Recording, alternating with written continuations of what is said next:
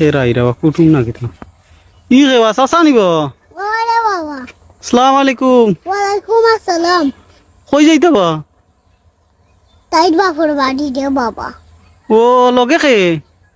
তোর আছি বেটা ও মা আমরা এক বছর ধরে খালি শাশিরে উনিয়ার আইস পাইলাম শাশিরে লইয়া যাইরা বাপর বাড়ি ই গুমটা কামটা দিয়া এখন রানা দিলা খানে